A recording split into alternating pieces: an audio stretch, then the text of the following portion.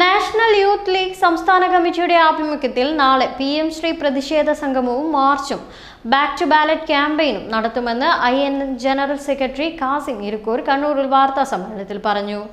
ദേശീയ പാഠ്യപദ്ധതി കുറുക്കുവഴിയിലൂടെ നടപ്പാക്കാനുള്ള പദ്ധതിയാണ് PM ശ്രീ പദ്ധതി എന്നറിഞ്ഞിട്ടും പദ്ധതിയിൽ നിന്നും UDFും പിന്നോട്ടിരുന്ന നിലപാടിൽ പ്രതിഷേധിച്ചാണ് നാളെ 4 മണിക്ക് DD ഓഫീസിലേക്ക് പ്രതിഷേധ മാർച്ച് നടത്തുന്നതെന്നും സമരം മുൻ സ്പീക്കർ N ഷംസീർ ഉദ്ഘാടനം ചെയ്യുമെന്നും അദ്ദേഹം പറഞ്ഞു.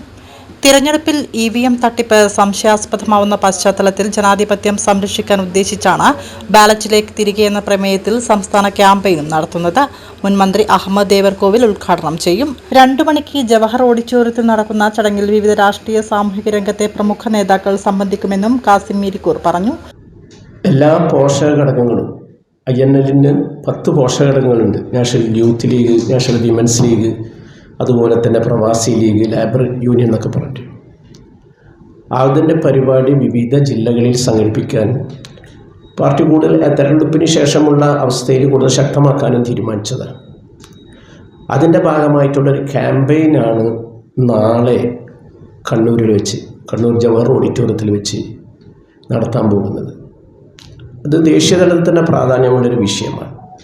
ബാക്ക് ടു ബാലറ്റ്, ബാലറ്റ് പേപ്പറിലേക്ക് തിരിച്ചു പോകുക എന്നുള്ളത്. ഇത്തരമൊരു ക്യാമ്പയിൻ മഹാരാഷ്ട്രയിൽ നടത്തിയിട്ടുണ്ട്, കർണാടകയിലൊക്കെ നടത്തിയിട്ടുണ്ട്, ഡൽഹിയിൽ നടത്തിയിട്ടുണ്ട്. ഡൽഹിയിൽ വളരെ രാജ്യത്തേറ്റവും അറിയപ്പെടുന്ന കുറേ ജൂറിസ്റ്റുകൾ, നിയമ വിദഗ്ധരെല്ലാം കൂടിയിട്ടാണ് നടത്തിയത്. പ്രകാശ് അംബേദ്കറെ പോലെയുള്ള വ്യക്തികളുണ്ടായിരുന്നു സംഭവം. സംസ്ഥാന ജനറൽ സെക്രട്ടറി റഹീം പണ്ടിച്ചാലും പങ്കെടുത്തു.